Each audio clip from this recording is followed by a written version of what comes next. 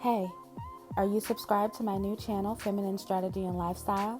Subscribe now for one-of-a-kind content on femininity, leveling up, and dating. The link is in the description box. Yesterday, Camille and I were walking back from our run when this man began sexually harassing us, saying really lewd comments out of his mouth, really crazy, saying wild stuff. Originally, we thought, let's ignore him because that is the best decision so that we don't get hurt. But he wouldn't stop. So we turned around and we're like, can you please leave us alone? We're not interested. And I say, sir, you got 5 seconds, so please leave us alone. I don't want you. I want your friend. Talking about Camille. Goes on and goes on. Follows us for a couple of blocks. And at this point, we're getting close to my house. So I turn around and I say, I need you to leave us alone. Literally, leave us alone. And it took a lot for me to do that. But, I'm scared. We're scared. We're just trying to make it home. I don't want this man to know where we live. This man goes off the hinges. So we run into this hotel. Me telling him that did not stop him. It did not deter him. I don't give a fuck about the police, is what he kept saying. So we ran into a hotel. We begged the lady at the front desk, please lock the door. Please lock the door. This man is following us. She locks the door. He begins to beat on the window. Beat on the window. I don't even want you, fat bitch. I want your friend. Da-da-da-da-da. I'll do this. I'll do that. Real crazy. So then this white lady comes from out of nowhere. I guess she's a resident at the hotel. Who let this monkey in? Talking about the black man. Ma'am, why does he have to be a monkey? Saying racist shit in the middle of calamity. So me and Camille are calling the police, trying to figure out, what's going on, please? Can you please send somebody? Can you please do this? Can you please do that? And then the lady says, well, y'all clearly know him. In the middle of us being frantic, in the middle of our fear, y'all clearly know him. Is that your baby daddy? I could not believe. Here's this man beating on this door. We're afraid for our lives. Anyone could see Camille and my fear, And for her to ask that and to be so racialized in it, I was very upset and very angry, And I'm upset for him because I don't think black men should be called monkeys or, racist epithets should be yelled at them. At the same time, I'm upset at this man because he's literally being belligerent towards me and my friend, And so, I don't know, as a black woman runner, I just feel like we should be able to run in our neighborhoods too, I'm not saying that this relates to Ahmaud, but it's like, are we able to run too? Are we able to run like the men that are in our community? I'm upset. I'm very upset. Running has been a big part of my fitness journey for those who know me. And so I'm very frustrated. I don't want to run outside anymore. I didn't feel protected when the police came. We ended up just walking home anyway. And I begged them, can you just keep him here until we get to our house, So I'm upset and I'm frustrated. To all the black women that are out there running, please protect yourself. Please, pepper spray, taser, run with a partner. I don't even know because I didn't feel protected at all. But I'm upset. I am very, very upset. And people get upset when you say, people don't care about black women. They don't care about black women's issues. But y'all don't. I really... World star that shit, bitch.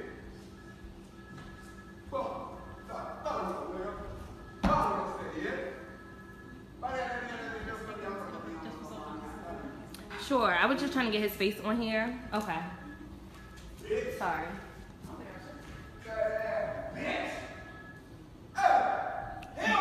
We don't know this man at all.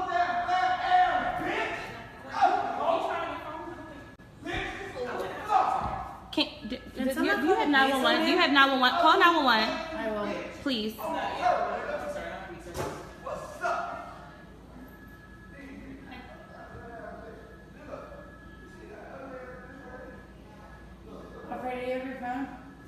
I'll stop. So what you just saw was footage of a lawyer. Her name is Korey Johnson, and she was talking about an experience, a very scary experience that her and her friend had while jogging in her neighborhood. And as you could see, this crazy man was following her and harassing her. And a lot of people tagged me in this, so thank you to everyone who did. It's way too many of you to name. But I knew that when I saw this, I definitely had to make a video on my channel. And by the way, I just watched an excellent video on here by The Pink Pill and Kendall St. Charles. And in my opinion, they really broke this down like nobody else has, at least from what I've heard so far. So you guys definitely need to check that video out on Crystalline's channel. It's called The Pink Pill. But just watching Korey crying like this, seeing how afraid she was, seeing how shaken up she was, and then still had compassion for this man that was attacking her and could have literally killed her and her friend.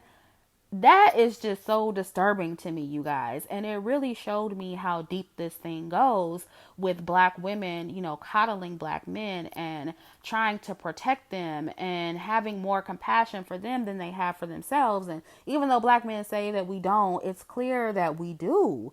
And it just, you know, it really makes me afraid for future generations of black girls and women, especially, you know, considering that we have no protection. Speaking of protection, I cannot stress this enough, black women. Self-defense is a must. Self-protection is a must. I know that most women aren't comfortable carrying a firearm, let alone running with one. Most people aren't comfortable with that. So as an alternative, I recommend carrying a taser, a stun gun, or pepper spray, or mace if you choose to work out in your neighborhood. And I don't care how nice it is in your neighborhood, never get too comfortable. Always arm yourself with something. And I've also linked some other self-defense items for women down in the description box for those who are interested. Please, black women, get one or more of these items for your own safety. And, you know, this is not to attack Korey or anything. I really feel bad for what happened to her. But she is, ironically, one of these women that really, really go hard for black men. And I was looking on her Instagram, and there was actually a clip of her leading the largest protest for Freddie Gray in 2015. And listen, black women, I know that racism does exist. I know that racist white people are problematic, okay?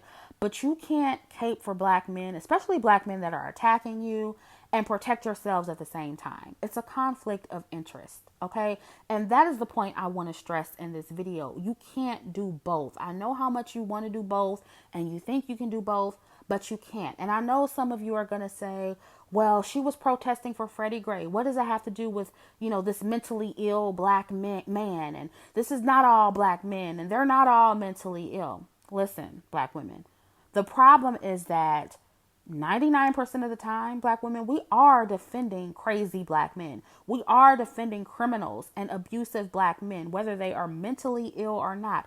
Most of the time, ladies, and y'all don't want to be honest about this, but it's true. Most of the time, we are protesting for men who have rap sheets that are a mile long. We always find this out later, okay? And we blindly protest and support the worst men in the name of fighting against white supremacy. It's like, if white supremacy is involved, if racism is involved, all logic goes out the window, and we start defending and caping for the most horrible kind of men. And you have to understand, black women, that when we do that, we are associating ourselves with men, bad men. Even if we don't intend to do that, people are going to associate us with them. And listen, we're automatically going to be associated with black men because we're black, especially by racist white people. So some of it can't be avoided. I'm not delusional about that, okay? But if we begin to consistently separate ourselves from certain kinds of black men, people will get the picture. Just like everybody knows that black men like light-skinned women and non-black women over dark-skinned women because they have, you know, told the whole world and they have essentially separated themselves from us. Black women, we have to do the same. We have to establish our own identity and our own standard and our own value outside of the black man the best way that we can. And that means we have to burn the cake. We have to stop caping for these dudes, all of them. If it's not your husband or your son, it's none of your concern, black women. It's not. And I was discussing this with a family member of mine, and, we were disagreeing on some things.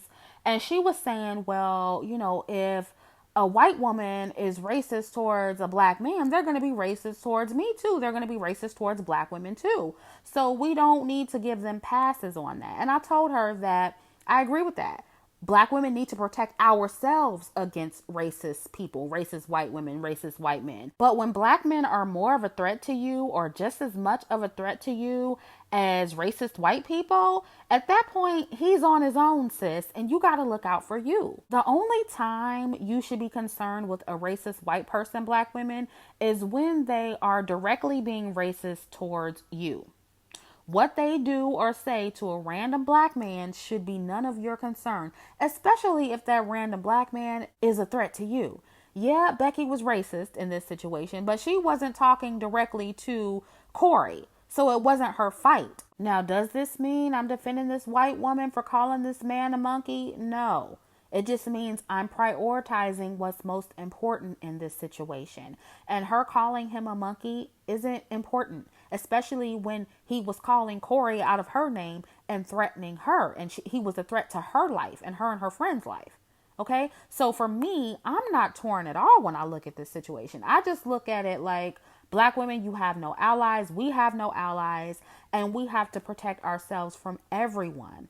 And since black men are a problem for black women, enough of them are a problem for us in one way or the other, whether you want to admit that or not, they are. But since they're a problem for black women, what someone else does to a random black man is not our concern. And again, this man did appear to be mentally ill, but even black men who are not mentally ill are abusing black women at a higher rate than most other groups of men abuse their women.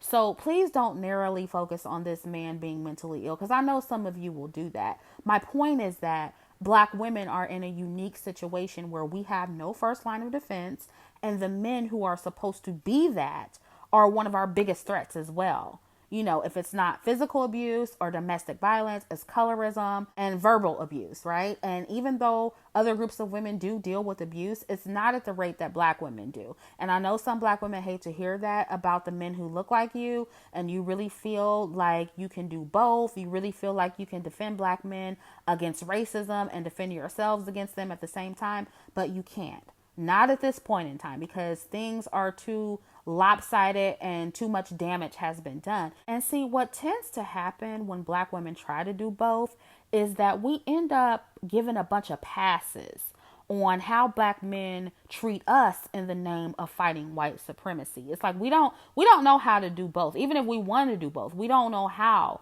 to do both, because we end up defending black men more than we defend ourselves. And we blame white supremacy for everything they do, and it gives them no real incentive to change. We end up never holding them accountable, and they always have white supremacy to fall back on. Everything they do and don't do will always be contingent on what another man does. And we know that white men, white women, white people collectively, they aren't going to stop being racist. They aren't going to put an end to white supremacy. So what happens is we just get caught up in this cycle where we're complaining about white supremacy nonstop. We're demanding that they change and, treat us fairly, while black men continue doing whatever they want to us and then blaming it all on the white man. That's what happens. And let's be honest, black people, both black men and black women, we complain about white supremacy, but we also perpetuate white supremacy. And black women, we're fighting against white supremacy on behalf of black men who marry white women. They marry white supremacy, and non-black women at twice the rate that we do. They always talk about how much they love Becky, but we're defending them against Becky's male counterpart. Like, what? That doesn't make sense. They always talk about how they want light-skinned women, but we're defending them against the colorist system that is white supremacy. Because, they blame everything regarding colorism on the white man too. So make it make sense. It's like, as these men are perpetuating white supremacy, we're fighting against it on their behalf. It doesn't make sense.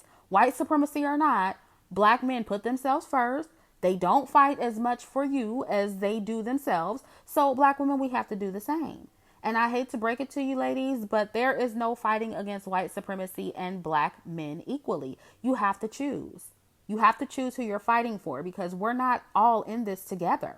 And I'm not saying that all black women are pro-black and none of us are perpetuating white supremacy and none of us are part of the problem. Obviously, a lot of us are. But anyone with eyes and an internet connection can see that we're more invested in pro-blackness and black love than black men. Anyone with eyes and a wireless connection can see that we publicly defend black men more than they defend us. So we can't fight for them and our best interests simultaneously. There's too much damage that is done. You need to defend yourselves against white supremacy only, the same way black men do for the most part. It's just like when I tell you guys that we can't be inclusive and promote dark-skinned women and light-skinned women simultaneously without undermining ourselves. It's because too much damage has been done. You've been undermined for so long and the promotion is so lopsided that you have to balance the scale with exclusivity. There's no way around it, black women. And yes, even if you swirl and you have a mixed daughter, she can't be in spaces that belong to you because the corrective promotion is already too scarce or the representation is too lopsided. Your daughter already has tons and tons and tons of promotion and she always will, but you don't. So you still have to be exclusive. That doesn't mean you hate your light-skinned daughter. That doesn't mean you have to resent her. You guys just celebrate your beauty in separate spaces. That's it. It's funny how white women can understand this. They can have mixed daughters all day long and they still can uphold the standard of white womanhood. But see, black women have a problem with that because we're too compassionate, the same way we are with black men. We have so much compassion for other people that we undermine ourselves, and it doesn't make sense.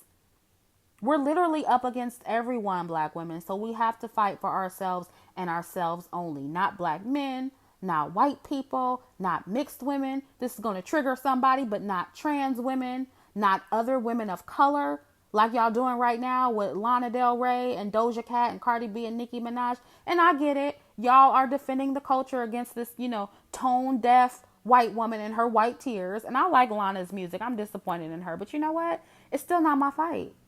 Because while you're defending the culture and defending for, Doja Cat and Cardi B and Nicki Minaj and up there, to be number one, you're also defending your erasure as dark-skinned black women. None of those women in the number one spot look like you. And you're defending their right to occupy a space that you're not even represented in, but you should be represented in. So black women, you need to know when certain things aren't your fight and when to sit things out. Because when everybody is in their number one spot, black men, light-skinned women, white women, you think they think about you? No, they're not. So you need to be selfish like everyone else. And you need to be even more extreme. Again, because there's so much damage that has been done and it's so lopsided. That's the only way we as black women are going to establish our rightful place in this world. We can't keep having compassion and trying to be fair, and we can't keep lumping ourselves with people who undermine us and go against our best interests. And we cannot keep fighting for them, ladies. We have to stay on code. So I am done here. That's all I have to say. Let me know what you guys think about this in the comment section, and I'll catch up with you in the next video.